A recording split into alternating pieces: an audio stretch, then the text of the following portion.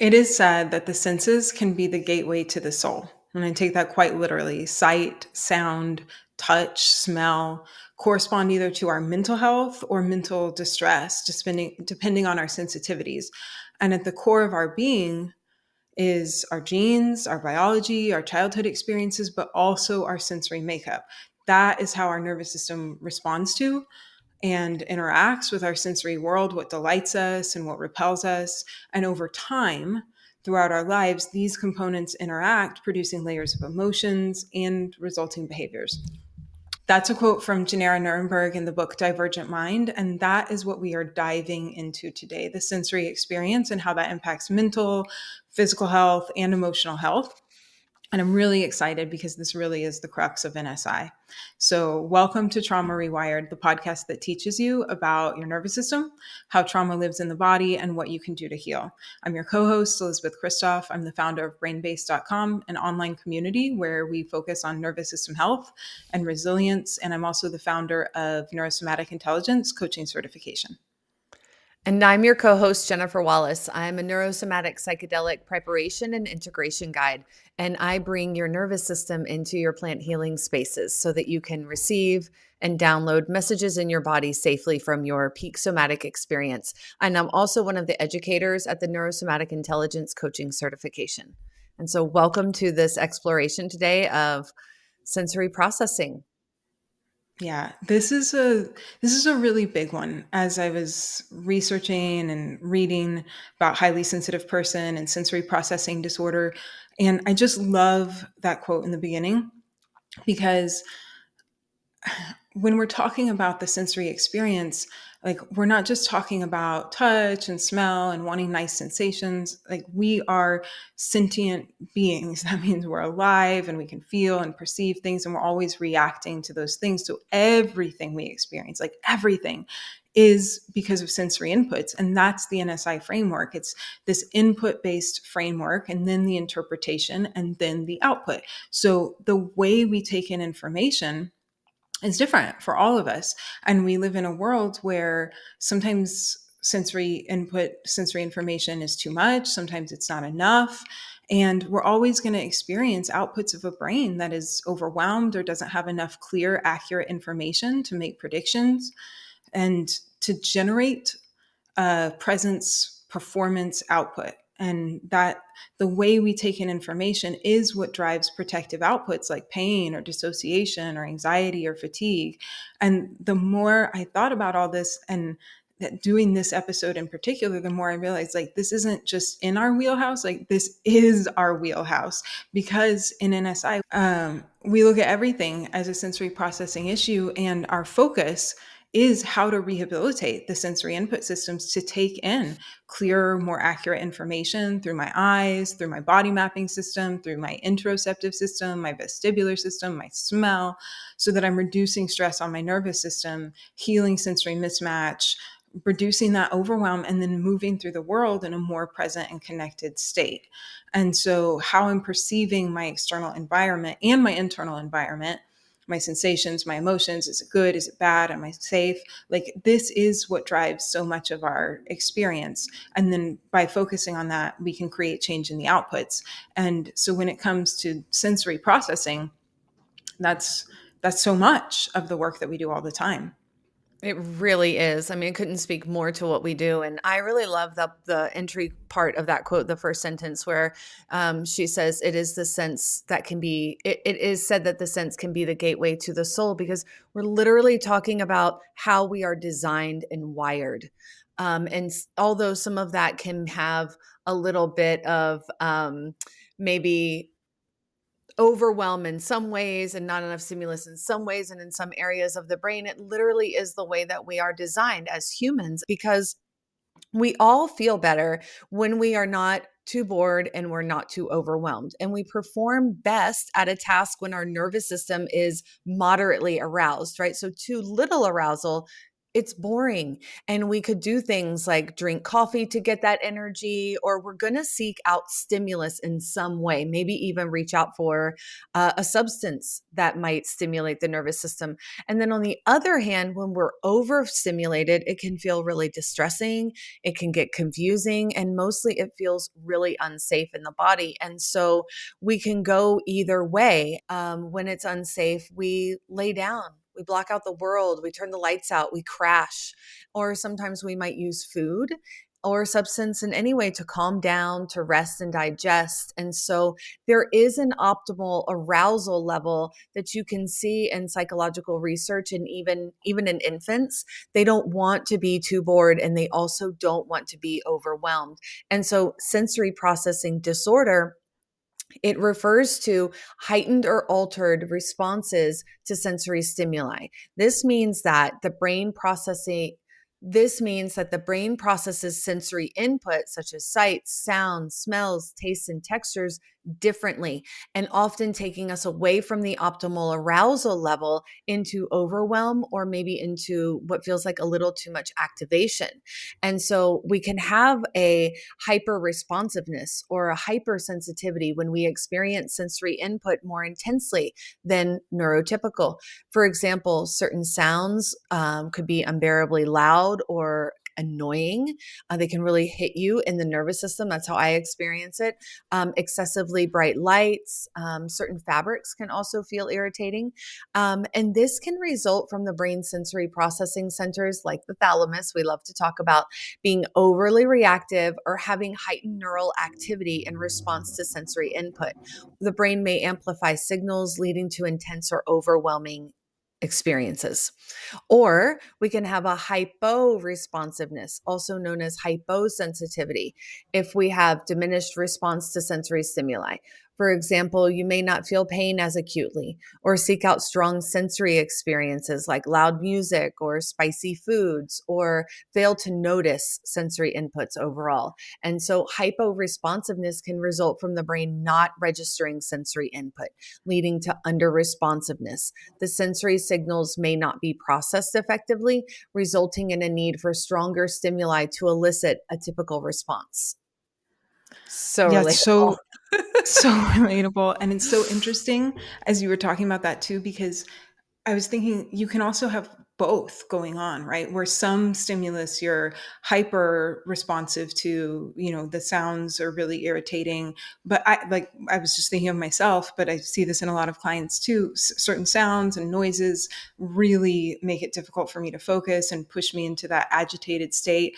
But then I also don't feel pain and my internal signals very loudly. And I can obviously I can sometimes be like oblivious to those signals coming from my body. And so you can have this mix of both. And it's like a spectrum, as we always talk about on here. And then that can drive our behaviors.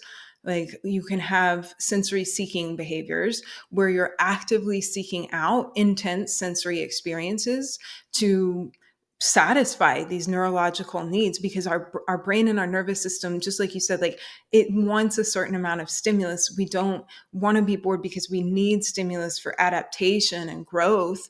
And so that could look like some of the things that you typically think about as sensory seeking, like spinning around or jumping or touching different textures when we're talking about like this typical neurodivergence thing, or this typical way of looking at neurodivergence. But it could also be stimulants, like you talked about, substances, depressants to blanket out sensory inputs that are too harsh. It could be food. It could be certain environments, types of social interactions that are either more or less stimulating depending on where you are in that spectrum. And so it doesn't just drive little in the moment behaviors, but our ways of socially interacting in the world. And all of these behaviors are ways to regulate sensory inputs and to get that balanced state, that balanced sensory state. And the brain might require more input to reach optimal functioning. That then leads us to engage in these behaviors. And so, again, that can look like our social interactions. It could look like how we deal with education and workplace settings. It could have to do with our emotional processing capabilities and the emotions that we experience, like anxiety or stress or frustration due to our sensory overload. And so this shows up in affecting all of our outputs that we talk about. This is why NSI has been so hugely impactful, and in both of our lives and the clients that we see, is because we start to learn a little bit about like what our boundaries are in a sensory experience, and then learning to tailor a sensory experience to what is maybe more aligned with our sensory selves. And I know for me, auditory is a big one. I can hear the rooms.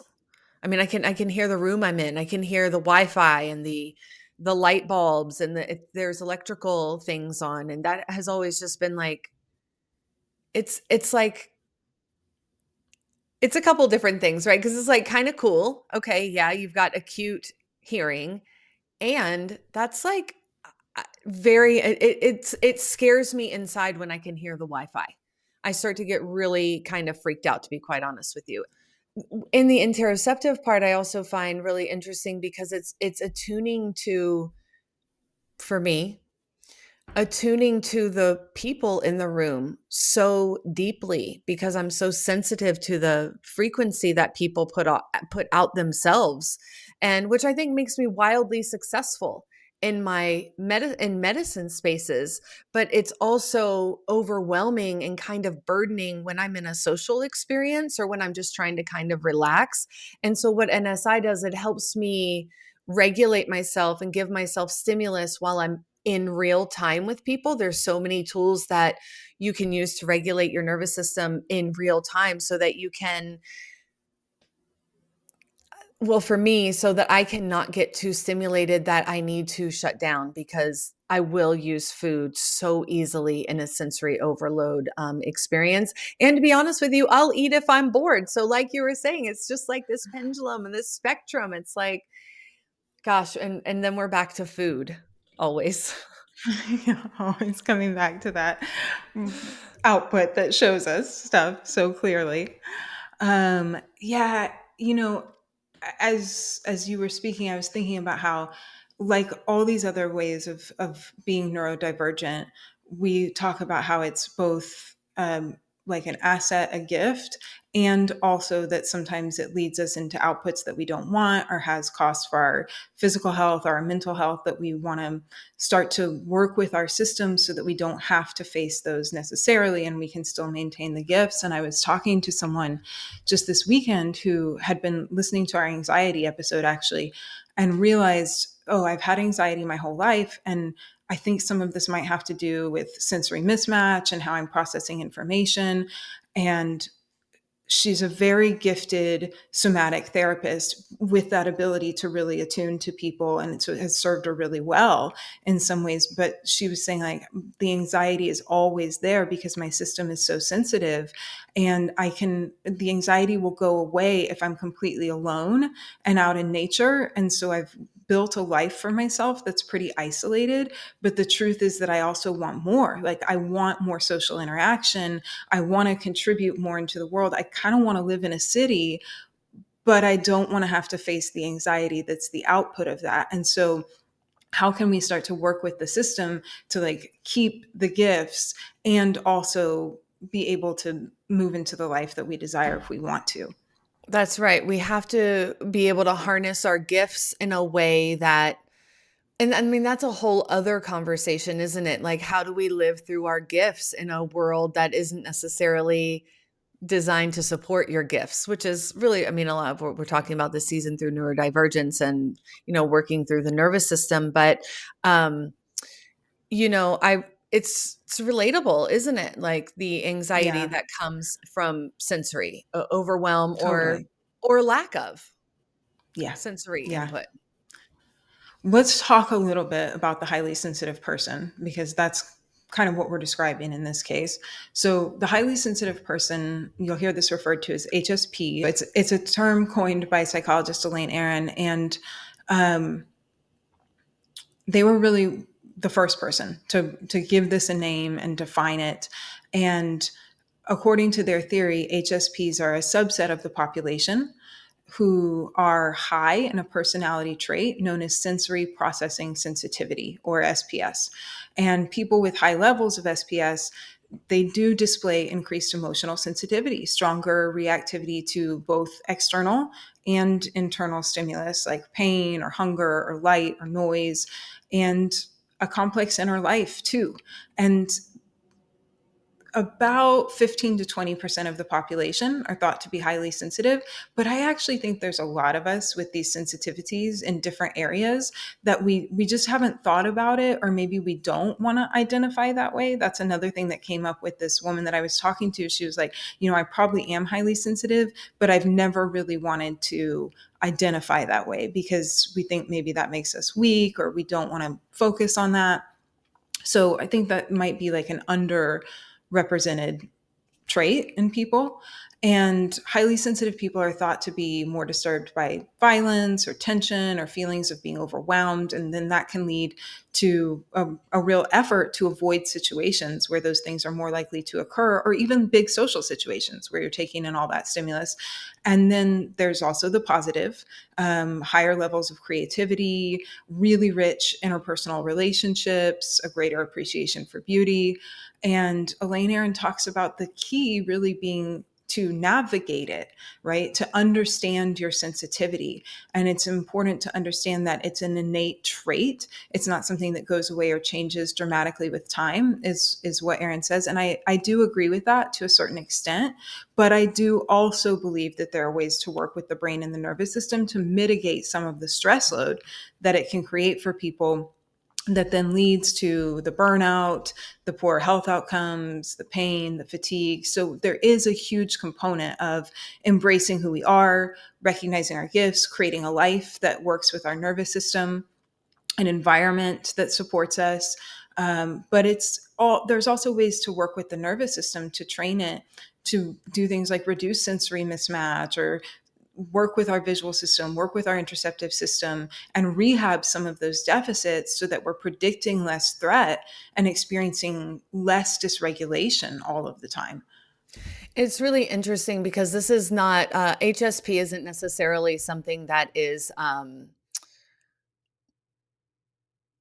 diagnosed. You just take a test and you see like how much of this do I relate to, and how much of this am I experiencing with both of these. Like, I agree with Elaine that there is something about the way that we can navigate and understand our sensitivities, yes, and work around that. And some of the things on the test are things like startle response, right? Like those kind of reactions from the nervous system. And so, like, when you have a high startle response, and this is where I think things can get a little bit confusing for people too. Like, when I think about when I took the test years ago, I scored very high on it, very high.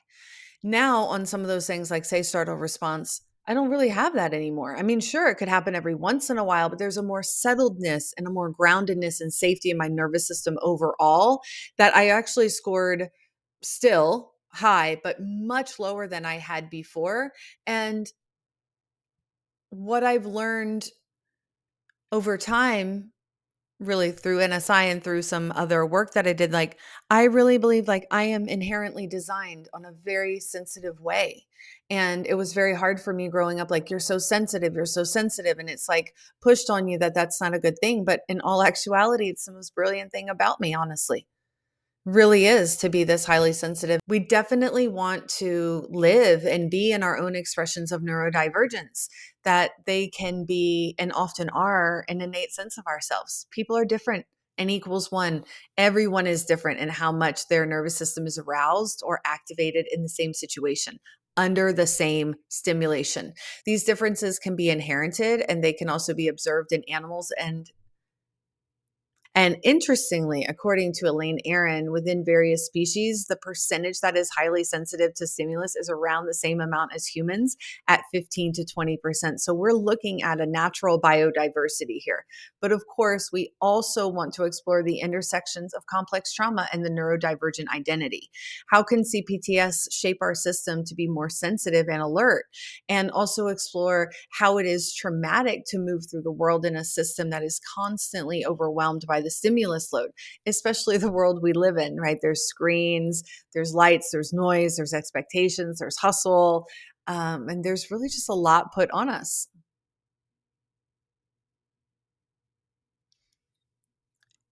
And I think for someone who's experienced complex trauma, there is a level of sensitivity baked in because of your surroundings, or your surroundings in a physical way, and your surroundings in a relational way, in your community, in your schools.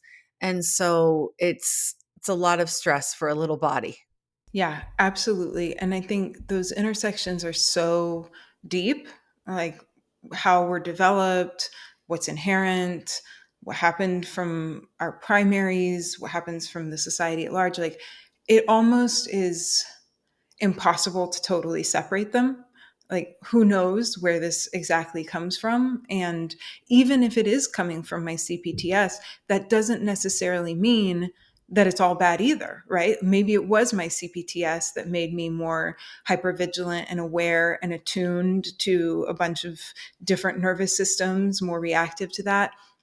And that can still be a gift. Our trauma can still give us gifts of heightened sensitivities, even if it's coming from those experiences. So I definitely want to dive into looking at CPTS and sensory processing, but I do want to touch on the neuro a little bit too, just to give people a big picture of how this works in our brain and our nervous system. So there are different lobes in our brain that process sensory information. We're taking in all of this information from our different input systems. We have our exteroception, which is the world around us, that comes in from our eyes, from our skin, from our smell, from our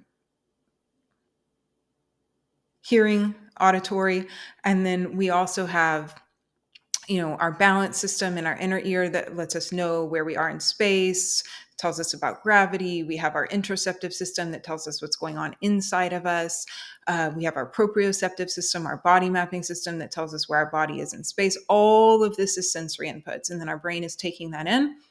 It's being filtered through the thalamus, which decides what of that sensory information is important and kind of distributes it out to these different lobes in the brain. So we have like our somatosensory cortex that processes tactile information like touch or temperature or pain.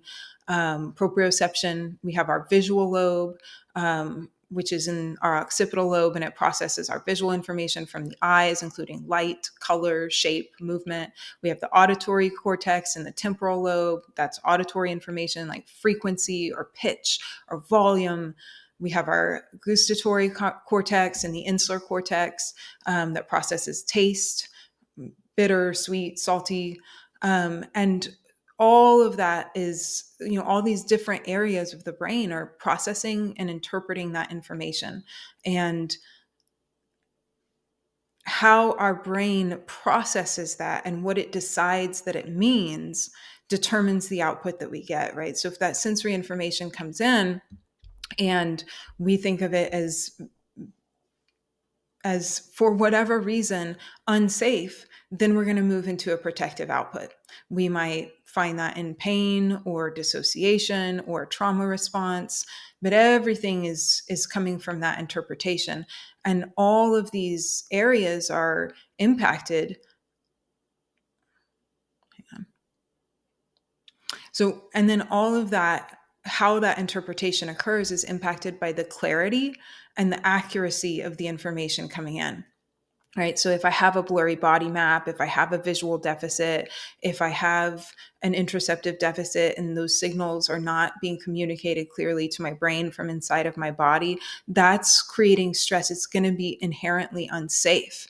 And so when we can work with those sensory systems to get more clarity and accuracy about the world around us and about the world inside of us, then we're reducing the threat load and how our brain interprets those signals.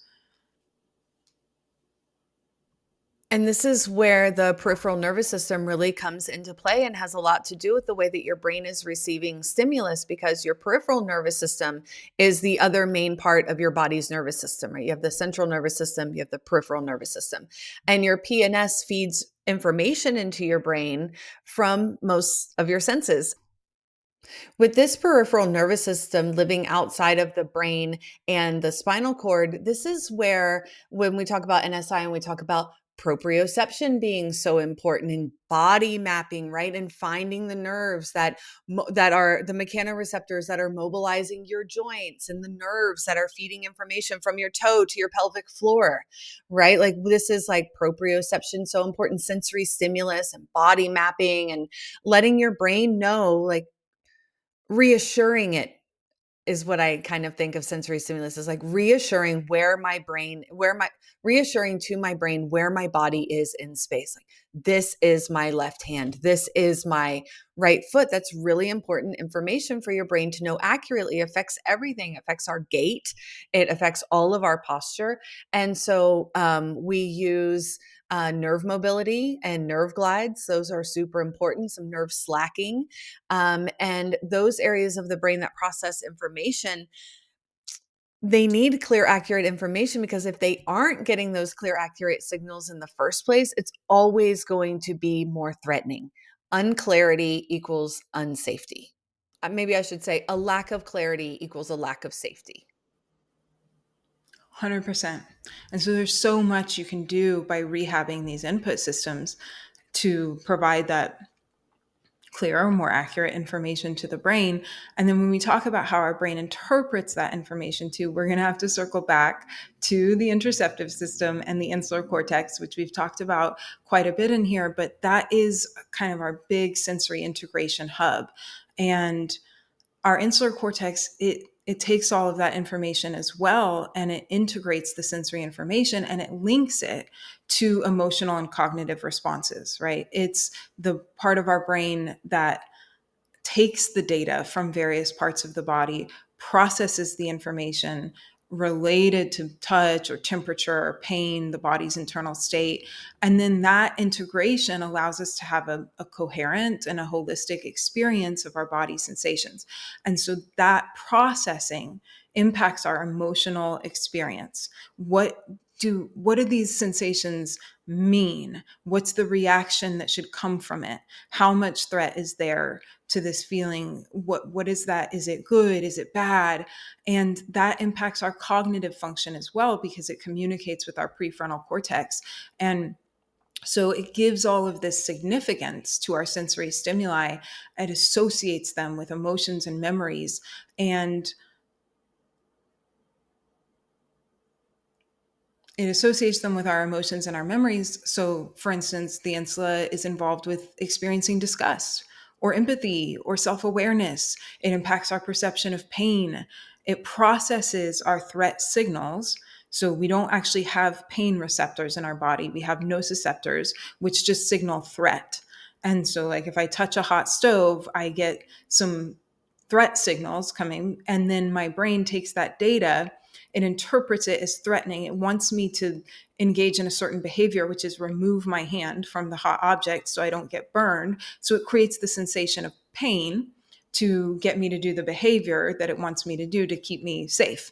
And so all of that comes from how our brain processes that information, and that contributes to our subjective experience of pain, including the emotional aspects of pain. And that's why pain isn't just a physical sensation, it's also an emotional experience.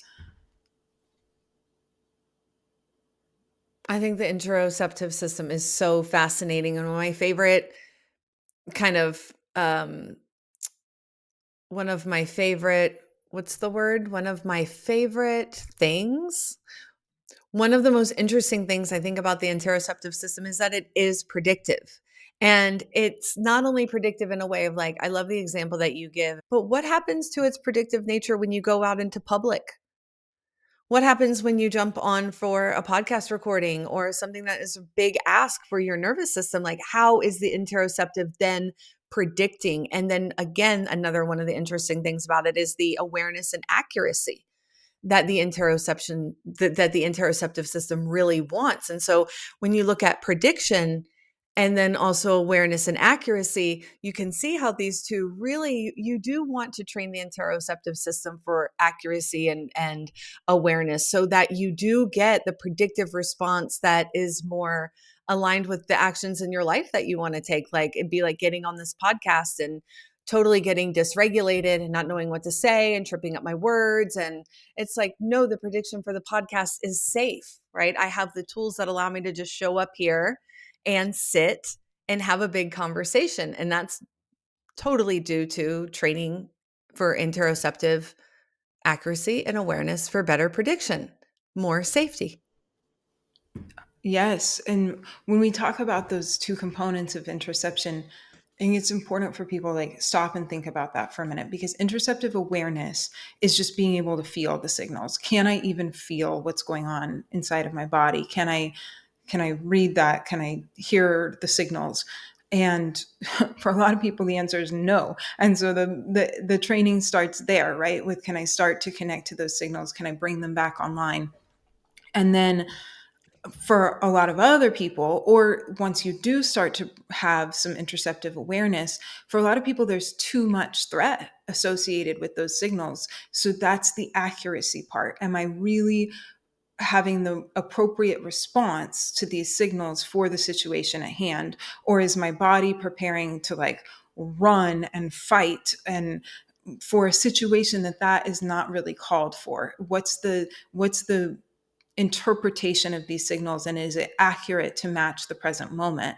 And again, just like you said, all of this is predictive based on our past experiences, and we can get kind of locked into this place of having a lot of threat connected to that. And when I think of a really clear example of this, it's somebody who wakes up every day in an anxious state, even though they're just waking up to the same day. Like they've gone through this day many times. They're going to go to work, they're going to do the same things, they're going to come home, they're going to cook dinner. Like there's nothing actually life threatening most of the time, unless you are in a really unsafe environment, that is going to be happening that day. But your body wakes up prepared for a day where you're actively in danger in a threat response. And so that is an interoceptive dysfunction.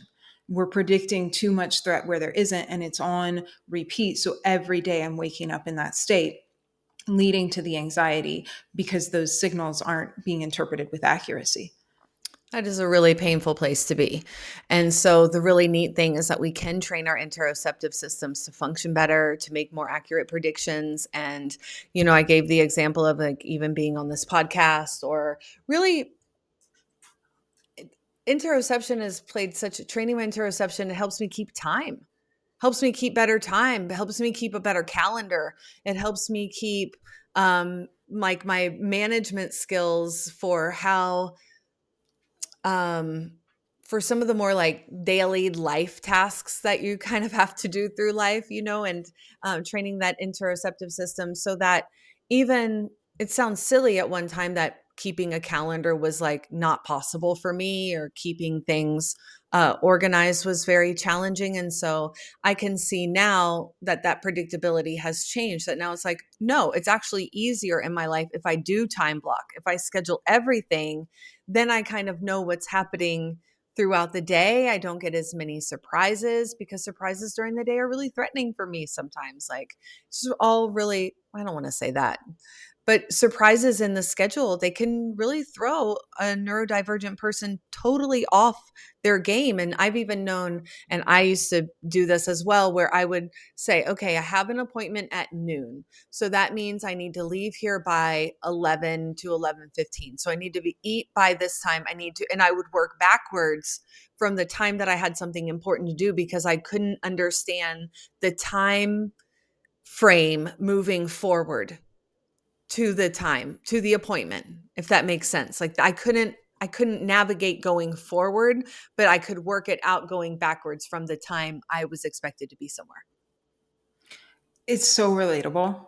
And I myself too, like it leads to this very rigid relationship with time because it's confusing, and like we said, unclear is unsafe. And so we start to have to put all of these structures in place. It makes it hard to like go with the flow of life sometimes when we have to work so hard to make something like digestible, understandable for ourselves because of some of these deficits.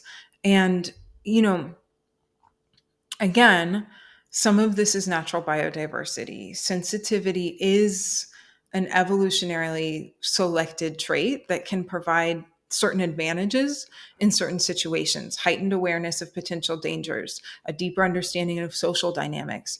But like we talked about, it can also be something that develops as an adaptation with trauma, right? If I grow up having to be hyper vigilant around reading social cues for my survival, really paying attention to someone's vocal tone or facial expressions, my system does become primed for that. So I can start to read, again, here we are talking about the accuracy, I can start to read too much threat where there isn't any. So I'm, having a conversation with someone and their vocal tone changes a little, or I'm picking up on these little micro things in their face, and it's okay. Like, it's not, doesn't have to do with me. I'm not in any kind of danger. Like, everything's fine. But my system starts to move into that big threat response. I get these really big internal reactions when someone does or says something that's interpreted through that lens as maybe rejection or abandonment or possibly real physical danger. And I might pick up on some social signals and I might miss others all the time. And that could be just, again, there's different levels of being underaware and hypersensitivity and hypersensitive. And that heightened awareness can also lead to overthinking everything, the anxiety about how I'm being perceived. So highly sensitive people tend to process information really deeply, and that can again be really beautiful and lead to big insights, but it can also lead to like ruminating on past social interactions, worrying about future ones. It is a form of social anxiety. For sure. And it's a lot to take on.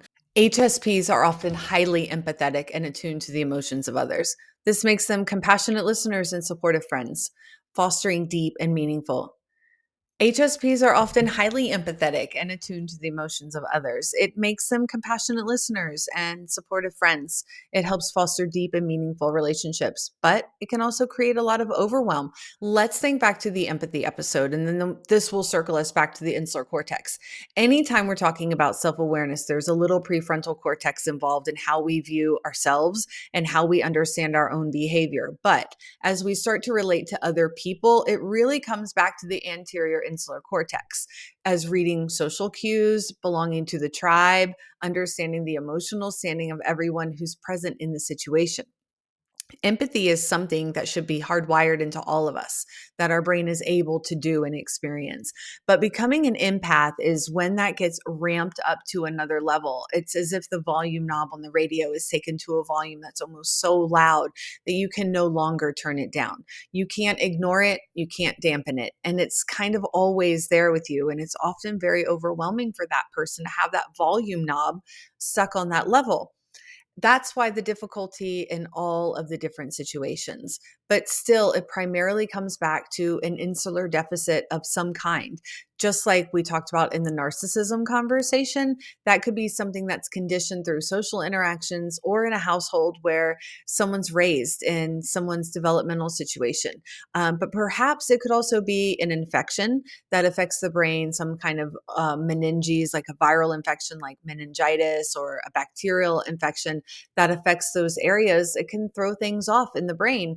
And so there's several potential causes, but ultimately it's like a normal sense of empathy taken to the utmost level where we have a very difficult time dealing with it at the point where it's kind of overwhelming to our own sense of boundaries and our own sense of self at times. And we really dive deep into the neuro and trauma components of empaths with Matt in our empathy episode in season 2. And then you'll find narcissism right after that one. Yeah, there's so much overlap in this episode and that empath episode. So if people are really resonating with this one, that would be a great one to go back and listen to and take that deep dive. And I also want to connect some dots here about how this drives our behavior and maybe like some procrastination or quote unquote self sabotage that people might experience because of this. Um, because all of this processing, it impacts what we want to move toward in life and what we want to avoid. And so, as we're taking in this information about the world, we organize all of that data that is coming in and those signals, the sensory signals coming in. And that can increase our dopamine, which is our motivation chemical, and really push us toward engagement in something when we are interpreting that as safe, as like a reward, as a win. And that's whether that's social engagement or physical activity or learning, that's all of that is driven by our behavioral activation system. And then we also have our behavioral inhibition system, which is when that stimulus elicits more of a amygdala threat response, more of a danger response, and then we move into avoidance. And so at this subconscious level, depending on how things are interpreted, we're going to either have that dopamine response or we're going to have a fear or threat response that's going to push us away from something. And so, what we find we're naturally inclined to, or why we might find ourselves avoiding certain things, even though we cognitively might want to do them, is driven so much at this deeper level that's below our conscious awareness. And so, we're taking in everything around us through our sensory input systems and comparing it really to past experiences. So we have to think about the hippocampus here too, and go back and listen to the memory episode, because our hippocampus impacts whether we're going to have that dopamine response or the threat response based on our memories and how those memories have been integrated. But when there are differences in our predictions and what's happening, um, when there are new changes and our brain can't quite figure out what's going on, then it pauses and it moves us into more of a threat response or an activated state. And so, like, for example, say you have two kids, same age, generally same environment. They walk into their classroom. One kid sees the classroom, the teachers, the colors, the kids, the smells, and they interpret that as the same as the day before. Great. Everything is all good. They feel safe. They go play. They interact with their friends. They do things with a sense of ease. You have another kid that comes in and notices a whole lot more. Maybe the teacher is giving these subtle signals of being in a bad mood with their facial expression or their vocal tone or their posture, their movements. There are some new items maybe in the classroom that weren't there the day before. Somebody left some bags in the corner. There's another child that looks upset, unsettled, something's different. Now, all of a sudden, that same kid is in the same environment, but because they're taking in all this different stimulus, they move into more of a threat response. So they're responding differently. They don't have the safety to go play and interact socially. They may be shut down. And so, again, we can see how that could come from inherent differences in sensory processing, but it could also definitely come from how we're shaped in our development around hypervigilance with social cues, and all of that input leads to someone who is more activated and in more of an F response, a survival response of the nervous system more of the time. It's so interesting. It's been so harmful to think that we're supposed to all be responding the same, or that we would all look at this curtain I'm looking at and see the same shade of blue, right? To even be experiencing that our eyes would be taking in the exact same thing, and like what a gift it could be to feel the subtle nuances in a room and to a person. Like, isn't that what we would want as far as our detection of threat, our detection of safety, right? To be attuned into the environment so well that you could predict that something, uh-oh, something's about to drop, right? Something's about to happen in here. And like to have the fight flight, to have the F response system just be as a, yeah, this is how it's supposed to respond. But with everything getting shut down and those responses not being understood, and then not being understanding of like N equals one, it's all very, very harmful and damaging to a nervous system. And social situations for me used to be highly threatening experiences. Like we've talked about, the lights, the sounds, the people, all the noise. And then it's like the hypervigilance of watching everybody's facial cues and like, what's everybody drinking? Like, what's everybody doing? What are they watching? And I am someone who I still, this is like something that I do. If I'm in a social situation, I monitor people's alcohol intake. I monitor what other people are doing and how they are receiving their stimulants. And sometimes that can lead me to not a lot of ease in my body as I'm trying to just be present and stay grounded. It can get really challenging. And so learning how to dose myself in social situations, and I'm totally guilty of avoiding social situations. I really love being at home. It's a sensory experience that I can mostly control, right? Except for then also finding the balance of the moderate amount of stimulation, right? Like that is really the key, is understanding like what is, like we talk about minimum effective dose, like what's the amount of stimulus that my body needs to remain safe, to remain present, to remain engaged. And then it's also maybe around like, of course, my social scenes have changed very much over the years, from the loud, intoxicating, very overstimulating to things are much more gentle now in my life. And that's by design, because I know how to dose myself. And of course, some of the behaviors, the maladaptive behaviors, I've just trained myself out of, so that um, I wasn't harming myself anymore. And really, that's what sensory processing disorder does sometimes too. It's harmful. Yeah. Yeah. It is really about finding that balance in like honoring what our system really needs, but then also knowing that some of that is honoring that we do need some of that stimulus too. And how do we create relationships and environments where we can get those needs for social interaction met without having the big consequences. And then something that I want to say here too, that's just kind of coming up for me, is that another part of it I think is also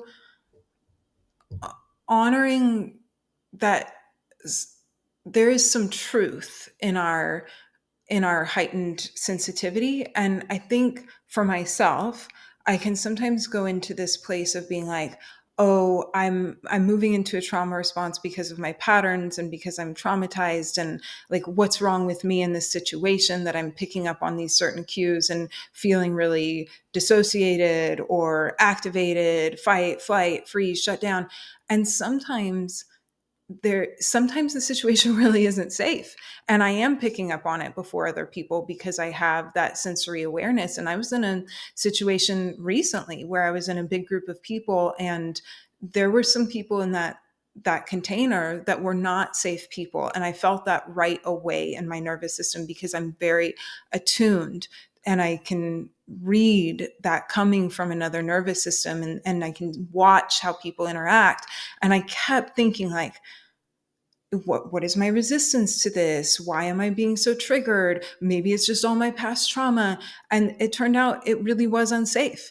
And so there's also this balance of like understanding like you do have the ability. Sometimes these signals are accurate, and learning how to know when do we work with our system, but not always just falling back into that pattern of like, I'm traumatized and I can't trust myself. I think this is like such an important thing for us to talk about, because when we work with our nervous systems daily, we really cultivate a deeper level of trust within ourselves. And it's like sometimes, especially when we're in a group, we can have that much more easily, because it's like, I'm the only one who's feeling like this. Obviously, everyone's looking like they're getting along and everything is totally fine. I'm obviously the only one having these alarm bells, but it's also like, no, these alarm bells, we are wired to have these alarm bells and to listen to our bodies. So, like working with the interoceptive system, training that insular cortex, using our, like lighting up all the areas of the brain, getting that good body map, like it really means so much in these situations where you have that ping and it's like, wait a minute, is it me? Is it them? Hmm. Like, this is where regulation Yes. is just so vital. And Yep. sometimes it's going to be them, Yep. Because maybe a lot also of times. too, maybe a lot of times, yeah, like you were saying, like people drinking a bunch and being really intoxicated, like maybe that is not safe, you know? Yeah. And the more I work with my system, the more I cultivate that relationship of trust. And it's easier for me to move into the original narrative will come back of like, you're too sensitive, there's something wrong with you, you're so traumatized. And then I'll start to actually listen to my body because I've spent so much time developing that relationship and start to put boundaries in place. I won't force myself into situations that I don't want to go into. And it makes it easier for me to protect myself and honor myself. And it's just, it's a really powerful thing to develop that different relationship with the body and to learn the nuances between I'm reacting to a past trigger and I'm accurately interpreting a situation that I need to protect myself in. And I think one thing that we're talking about too is lifestyle changes. You know, I've talked about Hmm. like being in louder social situations, how that's changed. My friend group has changed based on the other decisions that I've made. And like you just start to move. And when you begin to move in a way of your own rhythm, your lifestyle is naturally going to change. Your social interaction, your relationships are going to change. Like boundaries shift, right? And it's really beautiful, although sometimes I do think it can feel like a lot because, you know, in the example like you gave, it's like part of identity too, of what we're talking about. Like if I identify as someone who is highly sensitive or I have a neurodivergence or a sensory processing deficit, um I think of myself in a certain way. I think that I respond in certain ways and I have patterns in place that help me respond. And when we get on this journey of intentional healing, intentional pattern change, subconscious rewiring, and all of this, we have a pattern in place. But now we also have an awareness of how and who we are in an environment that is now different than we used to have the awareness of before. But the pattern is not laid for the new identity, for the way that you have to walk that over and over and over. And Yes. then we talked about self-sabotage very briefly earlier. And it's like self-sabotage is that like get back on the path. The brain is saying, like, hey, you're over here, like you're not in the pattern that we've laid for 20, 30 years. Like you're on another path. And it's like, cue that margarita, smoke that joint, like get back over here. This is what we do. And it's like NSI is what always brings me back to walking the pattern that I really want to walk, the path that I intentionally wake up and make a connection to and a promise to every day, a Yes. recommitment to every day. Yes. And sometimes that self sabotage is really our system being like, you don't quite have the capacity for this yet. You don't like Mhm. this. This is maybe a little bit more than the system can handle. This is going to lead to some high stress loads and protective outputs. And so then the answer is not to just like keep pushing through into the thing, but to really spend time working with our body and our nervous system to increase the capacity.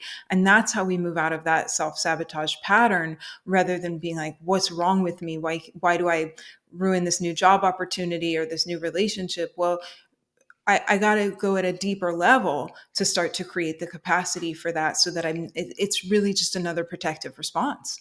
Yeah, and capacity is so interesting because I think as we're in a place and then we have an experience where we're like, "Oh, I that's different for me. I'm experiencing this different. My capacity has increased."